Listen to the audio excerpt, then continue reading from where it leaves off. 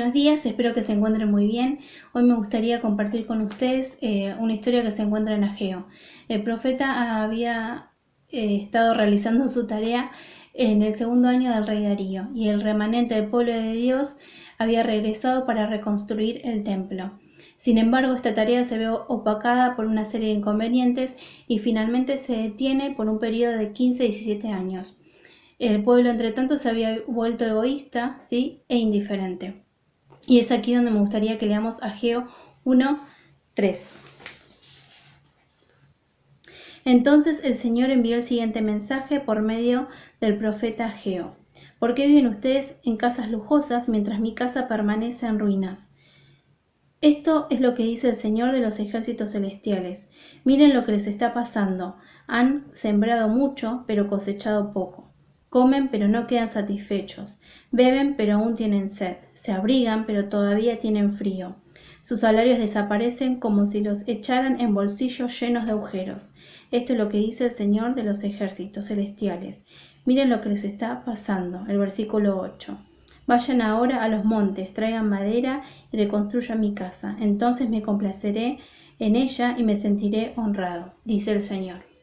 En estos versículos vemos que el pueblo había sacado a Dios del centro de sus vidas, ¿sí? Estaban preocupados por otras tareas, ¿sí? Estaban embelleciendo sus hogares y habían sacado a Dios del centro de sus vidas. Dios, sin embargo, los insta, ¿sí?, los exhorta a volver al camino, ¿sí?, que Dios había preparado y trazado para ellos, para su pueblo.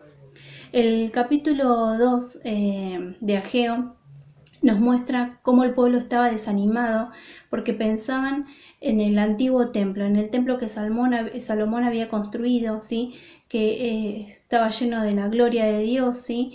Entonces ellos pensaban que el templo no se igualaría en la magnificencia y en la gloria que antes tenía. Sin embargo, Dios les dice: cobrad ánimo, esfuérzate porque yo estoy contigo.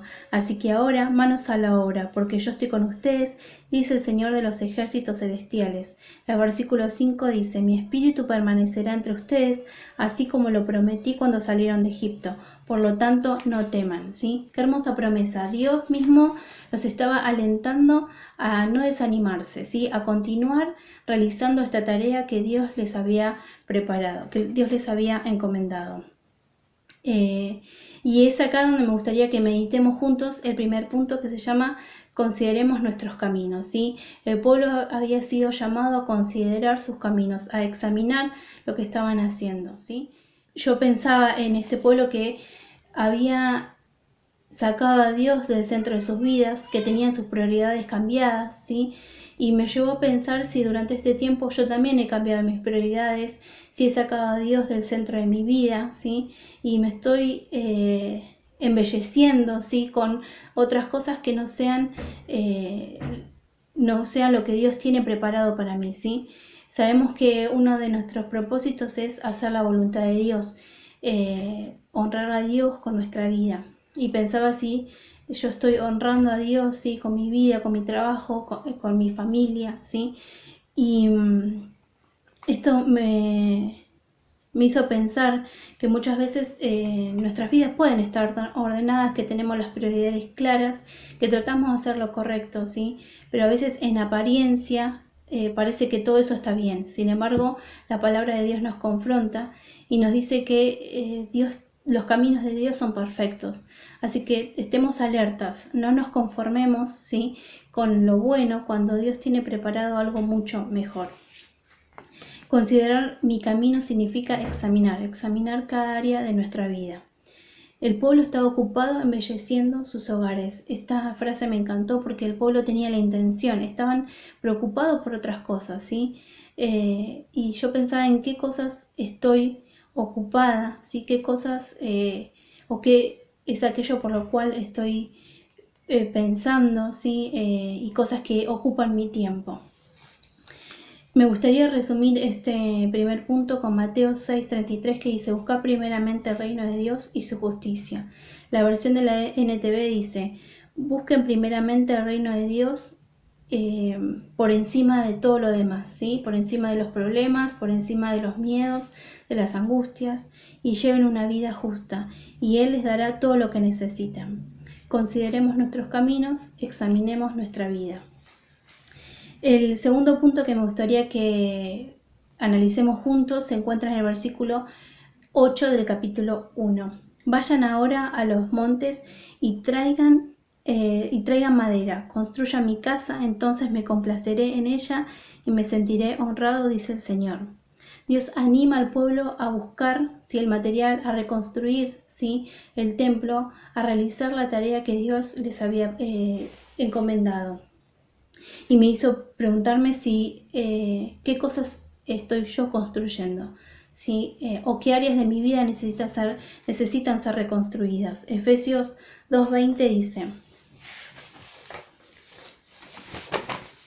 juntos construimos su casa, la cual está edificada sobre el fundamento de los apóstoles y los profetas, y la piedra principal es Cristo Jesús mismo. Estamos cuidadosamente unidos en Él y vamos formando un templo santo para el Señor.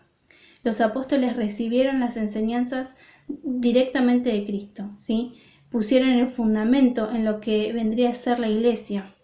El fundamento es Cristo, su vida, sus enseñanzas. Y sobre ese fundamento nosotros podemos ser parte como piedras vivas, un edificio de Dios, la iglesia. Y me puse a pensar si estamos formando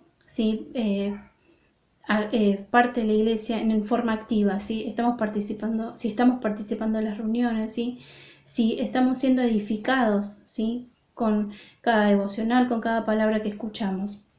Y esto me llevó a Hechos 17:10, vemos a Pablo y a Silas, que habían ido a Vera, y un grupo de personas examinaban las escrituras día a día para corroborar que lo que ellos decían era la verdad. Me encanta la versión de la Biblia de las Américas que dice: estos eran más nobles que los de Tesalónica, pues recibieron la palabra con toda solicitud, escudriñando diariamente las escrituras, para ver si estas cosas eran así. Entonces construyamos en base a la palabra de Dios, en base a lo que nos dice la palabra. Hechos 20:32 dice que la palabra tiene poder para edificarnos, No nos guiemos en nuestras opiniones, sobre lo que a nosotros nos parece, sino que busquemos la guía de Dios a través de su palabra. Y finalmente me gustaría que leamos Colosenses 2:7. Arráiguense profundamente en Él y edifiquen toda la vida sobre Él. Entonces la fe de ustedes se fortalecerá en la verdad que se les enseñó y rebosarán de gratitud. Arraigarse significa establecerse, quedarse a vivir en un lugar. Establezcamos nuestra vida en Dios, en su palabra. Sujetémonos con fuerza a las enseñanzas y a lo que hemos aprendido, y de esta manera nuestra fe será fortalecida. Pero me gustaría terminar recordando la promesa que Ageo le transmite al pueblo. Dice: cobrad ánimo, esfuérzate porque yo estoy contigo. Así que ahora, manos a la obra, porque yo estoy con ustedes, dice el Señor de los ejércitos celestiales. Qué hermoso es recordar, esta promesa.